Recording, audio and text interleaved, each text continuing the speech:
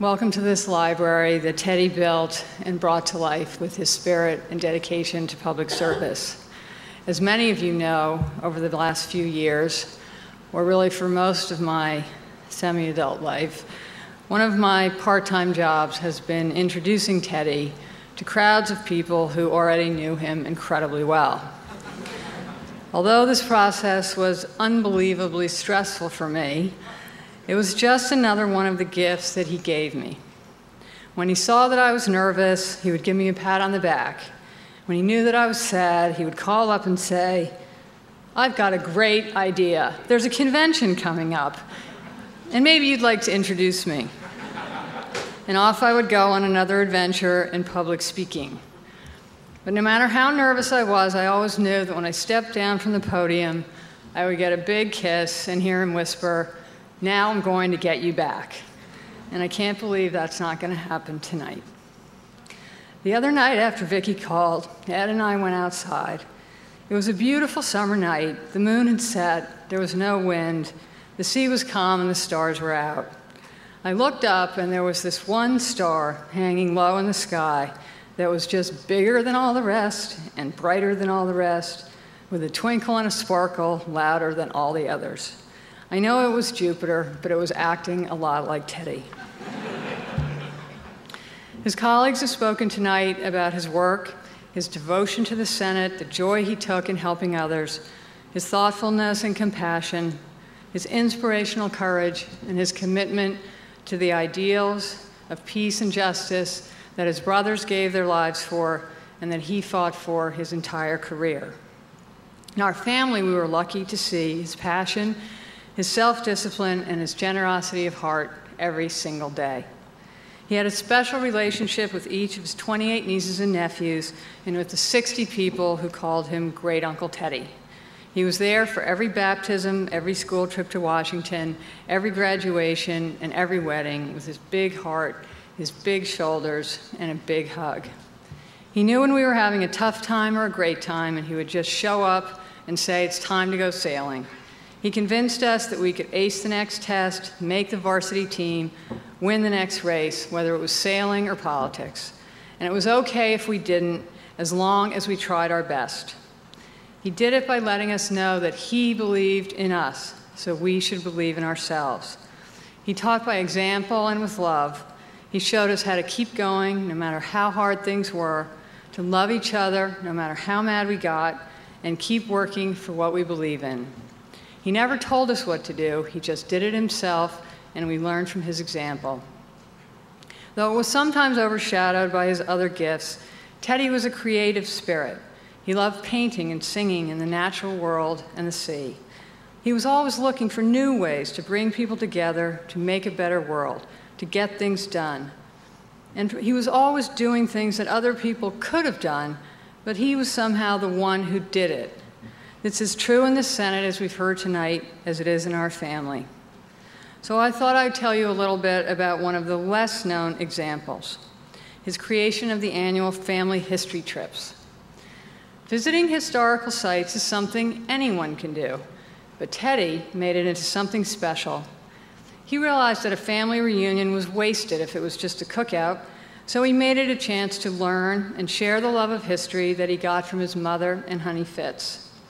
In my childhood, these trips were relatively simple affairs, an occasional visit to the Nantucket Whaling Museum, or a Western Massachusetts campaign swing that included the Crane's paper factory where dollar bills were printed, and the studio where Daniel Chester French created the statue of Abraham Lincoln. And no visit to Grandma's house was complete without Teddy's recitation of the Midnight Ride of Paul Revere. When I was young, I thought Teddy was just entertaining us, but as I grew up, I realized he was passing down his belief that each of us has a chance to change the course of history. Teddy lived for the future. Now, we love the past, but when a new generation came along, in typical Teddy style, he decided to take it all to a new level.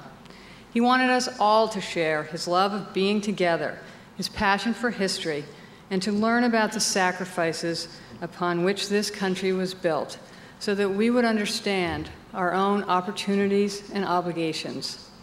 He took this on with enthusiasm and his organizational magic, helped, as always, by the extraordinary team that are all here tonight and will be working for him forever.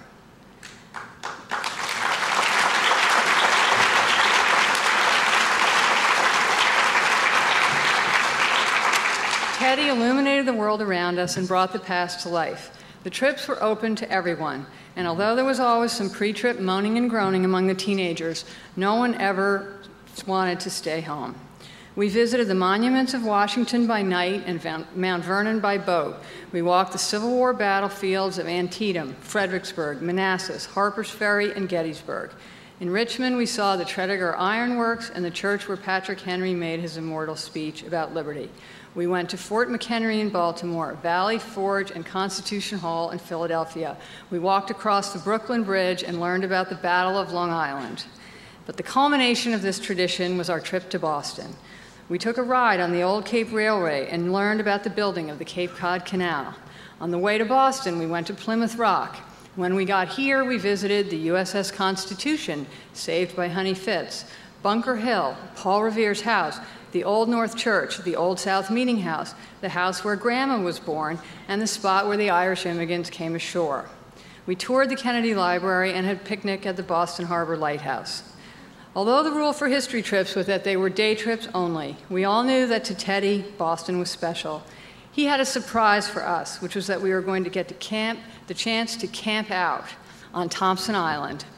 He didn't tell us that for most of the year this facility is used for juvenile detention until after we had set up our tents in the dirt. It was about 98 degrees, the bugs were out, it smelled like low tide all night long, and the planes from Logan were taking off and landing right over our heads. We figured Teddy was trying to teach us something, but after a boiling hot 16-hour history day with 20 children under 10, we weren't quite sure what it was.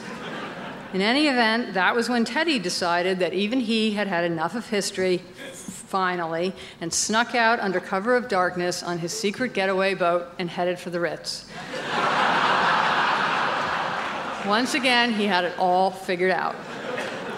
Yesterday, as we drove the same route up from the Cape, I thought about all the gifts that Teddy gave us and the incredible journey he took. I thought about how lucky I am to have traveled some of that journey with him and with all the wonderful people that he embraced, so many of whom are here tonight. I thought about how he touched so many hearts and did so many things that only he could have done. I thought, too, about all the things he did that we all could do, but we just figured Teddy would do them instead. As we drove through the Boston that he loved and saw the thousands of people who loved him back, I realized that it was our final history trip together. Now Teddy has become a part of history, and we have become the ones who have to do all the things he would have done for us, for each other, and for our country.